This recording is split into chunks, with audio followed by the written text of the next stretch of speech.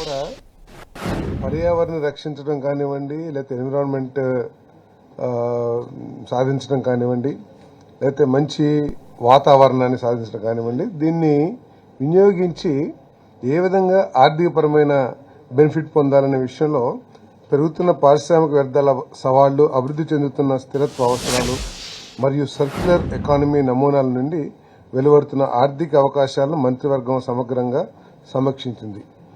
ఈ వివరణాత్మక మూల్యాంకన తర్వాత మంత్రివర్గం 2025-2030 కాలానికి ఆంధ్రప్రదేశ్ సర్క్యులర్ ఎకానమీ మరియు వ్యర్థ పదార్థాల పునర్వినియోగ విధానాన్ని అధికారికంగా ఆమోదించింది.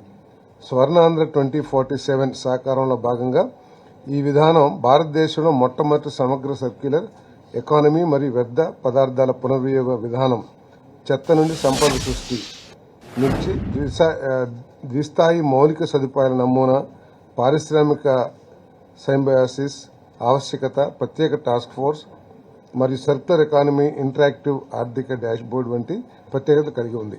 ఇదేంటంటే ఈ వేస్ట్ అంతటిని కూడా మనం ప్రాపర్ ప్లేస్కి ట్రాన్స్పోర్ట్ చేసి ప్రజలకి ఎటువంటి అనారోగ్య పరిస్థితులు కలిగించుకోకుండా దీన్ని రీసైకిల్ చేసి దీని ద్వారా ఆదాయాన్ని పొందడం ఈ విధానం యొక్క ముఖ్య లక్ష్యం అని చెప్పేసి మనం చేస్తాం.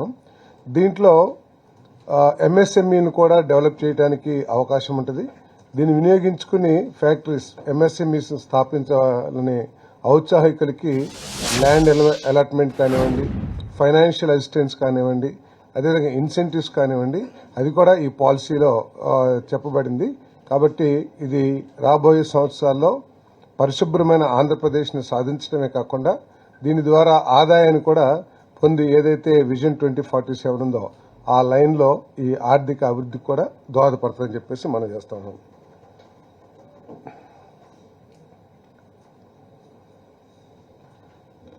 ఏపీ టూరిజం భూమి కేటాయింపు విధానం 2024-29కి అనుబంధ చేరికలు చేసే ప్రతిపాదనకు రాష్ట్ర మంత్రిమండలి ఆమోదం తెలిపింది.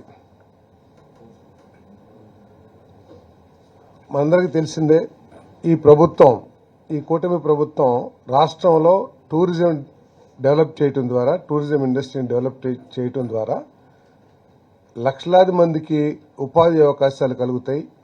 అంతేకాకుండా రాష్ట్రం కూడా ఆర్థికంగా అభివృద్ధి చెందిద్ది. ఇదొక పర్యాటక కేంద్రంగా, ఎందుకంటే మనకి మంచి మంచి టూరిజం స్పాట్స్ ఉన్నాయి. పోలవరం దగ్గర కానివ్వండి, లేకపోతే అరకు కానివ్వండి, లేకపోతే చాలా ప్రాంతాల్లో ఒక టెంపుల్ టూరిజం, వీటన్నిటిని కూడా డెవలప్ చేస్తానికి అవకాశం ఉన్న పరిస్థితుల్లో ఒక మంచి పాలసీతో ఇప్పటికే మేము ఆల్రెడీ వచ్చాము. దాంట్లో ఏంటంటే ఎవరైనా సరే ఇక్కడ హోటల్ ఇండస్ట్రీ పెట్టాలనుకుంటే, టూరిజం ప్రాజెక్ట్స్ డెవలప్ చేయాలనుకుంటే వారికి అనేక విధాలుగా మరి ఇన్సెంటివ్స్ కానివ్వండి, ల్యాండ్ అలాట్మెంట్స్ కానివ్వండి చేస్తామని చెప్పేసి ఇప్పటికే పాలసీలో పేర్కొన్నాం.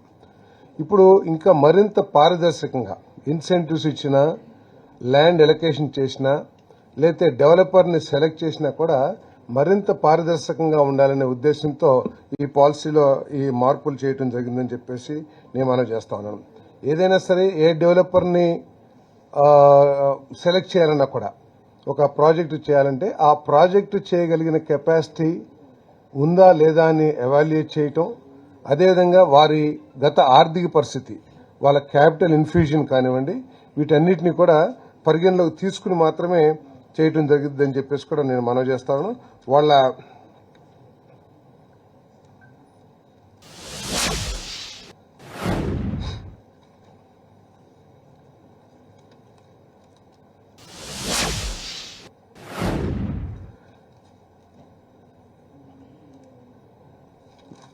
దీంట్లో ఏంటంటే వాళ్ళకి స్పెసిఫిక్ కండిషన్స్ పెట్టి, ఒక లార్జ్ ప్రాజెక్ట్ అయితే 2 సంవత్సరాల్లో, అంటే భూమి కేటాయించిన తర్వాత, అంటే మనం చాలా మందిని చూస్తూ ఉంటాం చాలా రాష్ట్రాల్లో, కానీ గతంలో మన రాష్ట్రంలో కూడా ల్యాండ్ అలాట్మెంట్ చేసినాక దాన్ని ఎటువంటి డెవలప్మెంట్ చేయకోకుండా ఆ ప్రాజెక్ట్ని డిలే చేసే ప్రాసెస్ మనం చాలా చూసాం. అటువంటి వాటిని నివారించడానికి కానివ్వండి, అదేవిధంగా ఒకే ప్రాజెక్టుకి ఇద్దరు పోటీ పడితే ఏ విధమైన ఎవాల్యుయేషన్ చేయాలి, వారి ఫైనాన్షియల్ కెపాసిటీ కానివ్వండి, ఎవరైతే పెద్ద ప్రాజెక్టు పెడితే ఎక్కువ రూమ్స్ ని ఏర్పాటు చేస్తారో కొన్ని నిబంధనలు ఏర్పాటు చేసి వారికి కేటాయించాలనేది పాలసీలో పెట్టడం జరిగింది. అదేవిధంగా ఎవరైనా సరే భూమి హ్యాండ్ ఓవర్ చేసిన 3 నెలల్లోనే ఇది ప్రాజెక్ట్ నిర్మాణాన్ని ప్రారంభించాలనే కండిషన్స్ కూడా పెట్టడం జరిగింది. లార్జ్ ప్రాజెక్ట్స్ అయితే 2 years లో పూర్తి చేయాలి. అదేవిధంగా మెగా ప్రాజెక్ట్స్ అయితే 3 సంవత్సరాల్లో పూర్తి చేయాలి. అల్ట్రా మెగా అయితే 4 సంవత్సరాల్లో చేయాలని చెప్పేసి కూడా నిబంధనలు పెట్టడం జరిగింది.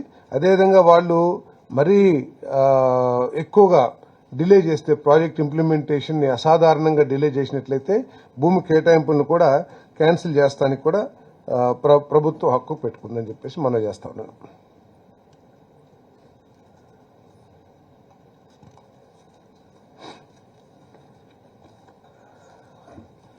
ఆంధ్రప్రదేశ్ అధికార భాషా కమిషన్ పేరును మండలి వెంకట కృష్ణారావు అధికార భాషా కమిషన్ గా మార్చే ప్రతిపాదనకు రాష్ట్ర మంత్రి మండలి ఆమోదం తెలిపింది.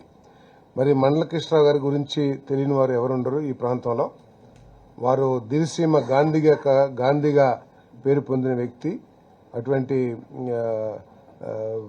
ఆయన జీవన శైలి, ఆ పేరు ఆయన సంపాదించారంటే ఆయన జీవన శైలి ఏ విధంగా ఉండేదో, ఏ విధంగా శాంతి లేకపోతే ప్రజల సంబంధాలు ఏ విధంగా నడిపేలో కూడా అందరికీ తెలిసిందే. అంతేకాకుండా దివిసీమ ఉప్పిన చాలా మందికి గుర్తుంటుంది. కొన్ని వేల మంది ప్రాణాలు కోల్పోయిన పరిస్థితుల్లో వాళ్ళందరినీ కూడా బరీ చేయటం కానివ్వండి, వారికి పునరావాసం కల్పించడం కూడా ఆయన అత్యంత ప్రముఖ పాత్ర నిర్వహించిన విషయం కూడా ఈ ప్రాంత వాసులందరూ, కృష్ణా జిల్లా వాసులందరూ కూడా తెలిసిందే.